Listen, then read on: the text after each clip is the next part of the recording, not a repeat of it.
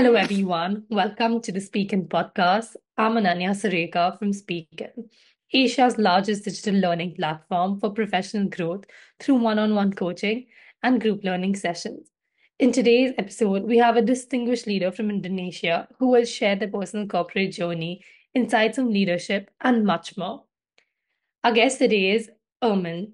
Herman is a distinguished professional with a remarkable career spanning several years. His expertise encompasses a wide range of industries, showcasing his adaptability and deep understanding of various business landscape. His career is characterized by his innovative approach and commitment to excellence, making significant contributions in every role he has undertaken. Join us as we explore his journey, his unique perspectives, and the lessons he has learned along the way. This episode promises to be both enlightening and inspiring. So, could you please tell us a bit about your career journey and some of the key milestones that have shaped your professional path? Yeah, thank you for this one, Nania. So, if you see my, if you want to know about my journey, right? So actually, I'm starting with the marketing because my education background actually nothing to do with HR. My education background is more on the management kind of things. But I graduated for the bachelor degree for management marketing. Then I continued to the magister of the organization development and industrial things. Then I'm continued my doctoral degree on the management. So all my career actually on the economy side, on social science, more on the how to managing the company and everything. So that's the reason why I am starting my career journey as the marketing. Then after 2.5 years, then I'm starting thinking that the probably sales or marketing side is not my passion, right? Because when I was young, I'm starting to involve myself in many youth organization or school organization or university organization. I love to be part of the organization that I can make me grow and develop people and develop program. So that's the reason that after 2.5 years in the marketing side, I'm considered to myself to think to move to HR. Then I'm starting my career in HR until today. That's at the time until today that I feel that that's the right decision for me. Um, because truly my passion is about people itself, how we grow people, how to connect people, and so on and so on. Um, of course, for me, it's very easy to say that HR is one part of the job. HR is actually connecting people. I'm the introvert person, but then it's hard for me to connect with a lot of people. So for me, it's just like more easier to do one-on-one and have some discussion with them. So I'm starting my career in HR, starting with OD, organization development, the place that having I thought during the organization development is actually become train me to become a more strategic thinking. But then I learned about how to create the organization, how to do the leveling, and so on and so on, right? Then after that, the second thing is that I'm starting my journey with the CNB, compensation benefit. I took quite sometimes in the CNB role, almost like 8 years. Then adding with the PMR, adding with the talent management, adding with the organization development itself. So actually, most of my career actually in the COE, Center of Expertise on HR. So that's actually that built my own foundation, built my infrastructure to know about HR kind of things. Then after that, then after several of years, I'm working on the COE. Then one of my mentors saying that, look, I think you have a talent to move to higher position like the head of HR. So that's why they try to move me to the generalist, right? What we call the HRBP kind of things. So at the beginning, I feel insecure because imagine that you are actually doing the thinking, doing the mega philosophy, doing a creating something, develop something, everything. Then suddenly you need to come to the HRBP role, which is actually talking about how to connect, how to deal with the customer, become the front end, everything. It just like remind me at the beginning of my career as the marketing and sales, right? Which is you meet your own customer, but this one is actually your own stakeholder kind of things, right? At the beginning, a little bit struggle how to connect people, not to mention that I'm very introvert person. But then actually my experience at the center of expertise in HR is actually helping me to explain to the stakeholders. So now they not just like, oh, some HRBP just doing the random things without you telling them to do this, blah, blah, blah, blah, but actually can help them to explain why HR need to do this, why this has happened, what is the concept behind and everything. This sometimes the HRBP world, sometimes actually they are lagging on this one. So they're thinking that become HRBP is become of the generalist rules that you just telling things, right? In but become the HRBP is not just telling, but to understand why this kind of decision is actually decide or why we need to do this, why we need to done that, and so on and so on, so on, right?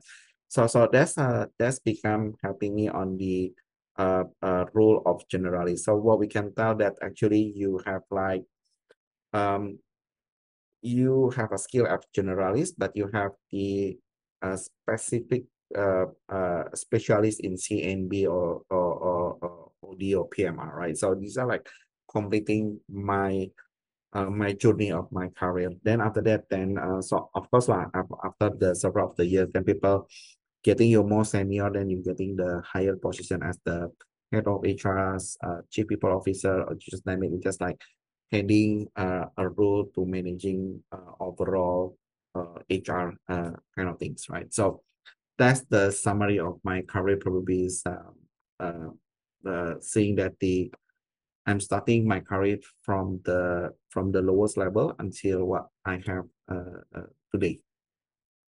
Lovely, so really inspiring story. Moving forward, what are some of the most important lessons you have learned in your career, and how do you continue to grow and evolve as a leader?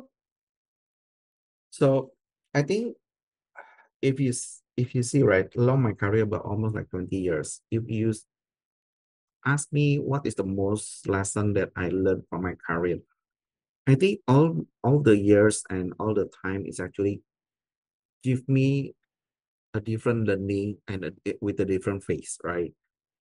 Until today, I thought I should stop learning in the stopping in one point, right? Stopping meaning that actually in my age or in my senior level or my senior kind of thing is actually I'm mentoring people. I'm telling people what they should do. This is what you're gonna we're gonna have. This is the impact and so on, right?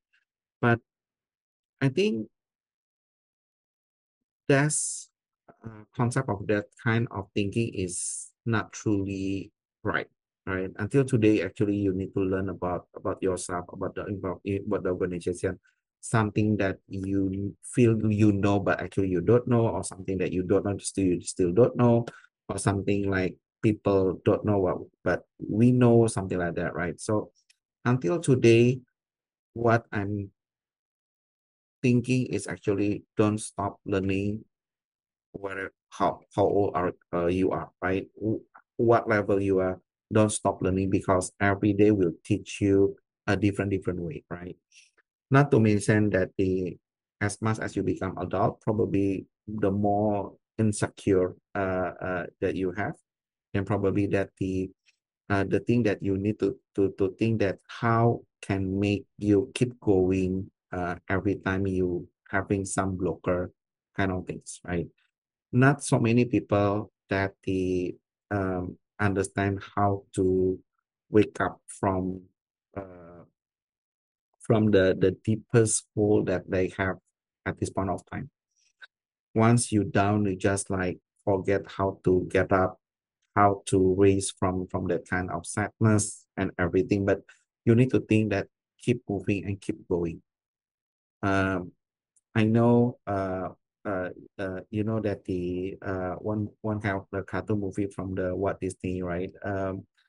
The movie called telling us about the anxiety kind of things that I just realized that that kind of anxiety can kill you in some point, right? That kind of anxiety is just like you can make you overthinking. You just like scared to do this, but you just like afraid about the future and everything. But you always forget about what happened as today. You forget to grab the things that you have at this point of time. So that's the big lesson as what we call at the senior level. What we should do is actually keep learning, keep going, and keep moving. Don't forget to wake up, right? Not especially that the before you grow yourself, um, you have need to mindset that uh, whatever you are, wherever you are, just keep moving and keep going. Fall is a good journey, but don't falling into the same trap twice, right? If you even though you need to fall down in the same trap or twice, just keep moving, right? Keep making yourself better, right? Because at the end of the day, you need to lead people. You need to give some insight to the young people how to they need to move up. This day, especially for the younger people, for the millennial Gen Z, you just name it, right? Once they're down, they just down, right? We don't mention that how many people saying that my well-being is being low, being down and everything, but having the bad well-being is fine, but just don't forget how take time and take a deep breath, then keep going and keep that's what I see from myself, how I grow and evolve, become as a leader. Because as a leader, you have burden on your shoulder. There is a bunch of the team behind you that following your step and need to have a clear direction where they want to go. So that's the probably a curse as a leader. No, so truly very inspiring words. And definitely as a young professional, I think one thing that's really important is to be a continuous learner and not get stuck up on things. So truly we'll take this advice moving forward as well.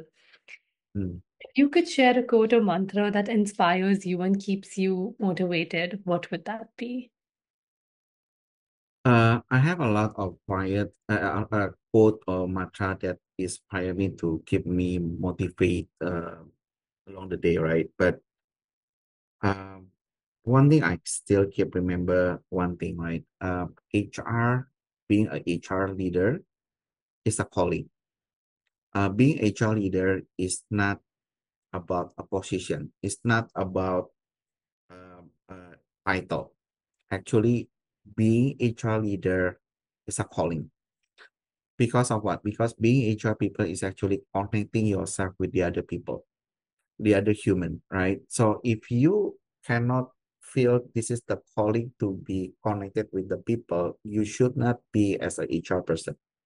Because if you're still thinking that become HR, you chasing your position is actually you're keep thinking about your skill, about your manager is only thinking about yourself. You shouldn't say that you are already as the become an HR leader. I'm not saying that you cannot learn about. Of course, like for in my role is also I also want to learn about the PMR, want to learn about CNB, OD, as much as you can, right? But that one is making yourself become more complete as a professional HR. But the true HR is actually after you complete your skill, then you need to understand that being a senior leader in HR is a calling. Because if you don't have that one, it's very hard for you to lead others. It's very hard for you to lead your own stakeholder, right? But that's why you're calling that you when you become until this point of time become the HR, it's not about you. Sorry, it's not about me, right? It's actually about the other person, right? So it's always about other person, right? So that's the value that actually that what I'm thinking that keep it motivated as an HR person. I need to have a patient. I need to have like make keep people keep going. But you can't do that if you have not done with yourself. That's why I said that being a HR, especially for the senior leader, is a calling. Definitely so very insightful and gives a little perspective as someone who herself is like figuring as to what should she go next into. Yeah. Uh, so in terms of talking about HR, how do you see the role of HR evolving in the next 5 years, especially in the context of technological advancement and remote work? So here are the things, right? This day I'm moving forward. If you see after HR landscape these days, right, where people are talking about AI, people are talking about the digital journey of the employee itself, right? If you ask me what is the next of 5 years, what the HR will evolving, my sense is actually once we have AI, once we have the digital process in HR operation kind of things, for the administration of the employee life cycle will be managing by IT itself. There is a process that make people easier to I'm not saying to understand this, but to fulfill their own needs by the system itself, right? But then is it will be reduce the role of HR to connect? The answer is no. What I see is actually in the future, the work challenge will be more harder. Um, Probably people will less connect as a person. People tends to use the technology as part of the communication. Then people feel always try to use the technology to start to engage between one to another, right? Um, is it to be common? Probably yes, but then HR as of today need to think how to connect the people as a people in the sense of how you connect people without technology, right? I'm not saying that the um, cannot communicate to technology, but sometimes in our life when we work together, right? The human connection still need to be there. If not, then it's just like you are talking with robot, you are talking about the system and everything. So we have not been born as to talking to the wall, right? But we want just to connect between one another, people to people, right? So that's the thing that the challenge that the HR need to think for the next of 5 years. Even though the technology over there, we cannot shut down the technology. Technology will be evolved, technology will help us quite a lot, but how to create a connection and better collaboration and also better trust within the team and within the organization. That's what I see from the HR perspective. A lot is happening, so every day there's something coming about, and yes, technological advancement will play a role in the pivotal role rather in the near future. But yeah, it's definitely going to be interesting to see how HR evolves with it as well. Yeah. Connection is truly important. Lastly, sir, what core principles guide your leadership philosophy, and how do you inspire your team to achieve excellence? Uh, so my once you become a leader, right?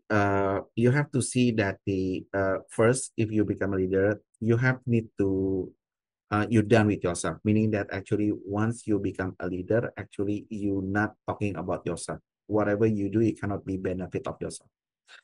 Once you become a leader, it's always a benefit of the organization and also your own team and also your own stakeholder. Now, because from my perspective, between me and my team, right? You need to think how to grow them within the organization because you cannot ask the people to work with you and they just do the BAU day by day.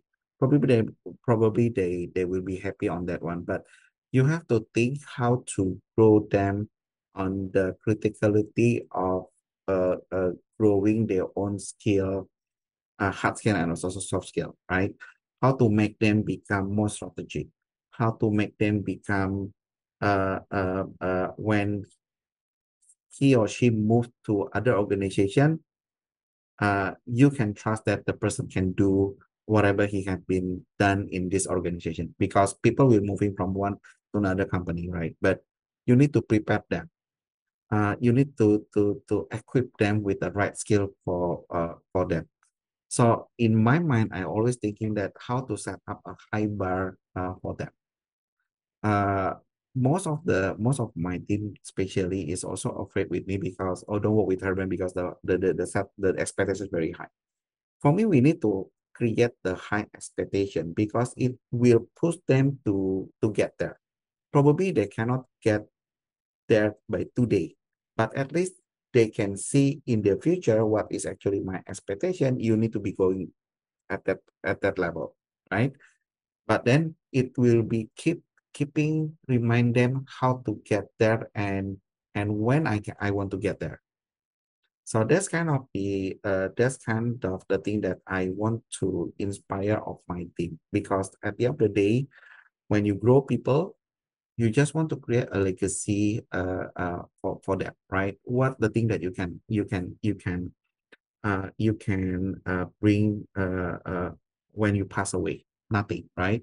But what I want to see is actually, oh, that person has been taught by Herman, and that person is very success. For me to hear for other person that, hey man, your team is very good. This person is very good. I know he has been reporting to you for quite some time. She's very good. That's what I want to hear. Because at the end of the day, I just want to make them success whatever they are. Right. So that's my become my proud. Not I'm not giving the title, I'm not giving their big compensation. It depends on the contribution, of course. I'm not saying that I will underpay the person, but the most important one is actually to create a quality of HR person in my team itself. Because for me, if you want just chasing position and compensation, it's very easy. Every 2 years, you just move to the other company. Grade will be increased, compensation will be increased as well. Work scope will be wider. But for me, it's only what people see outside. The most important one, you have that kind of quality to do that work, and whatever people pay you, they understand that they pay you at the right level, or probably they say, oh, for that kind of skill, actually I underpay, right? So that's the thing that actually make me proud as as a leader to see that all my team is success with the other company and within their role. That's the only thing that I aim. Then set up the bar for them. That's hopefully that can inspire them in my team, in my organization. Lovely, sir. Great hearing from you. I would like to thank you for your time today and for sharing your valuable insights and experiences with us. It was a pleasure having you on the Speak In podcast. To all our listeners, thank you for tuning in. Stay connected with us for more inspiring conversations with Asia's top leaders. Don't forget to subscribe and follow us on our social media platforms. Thank you.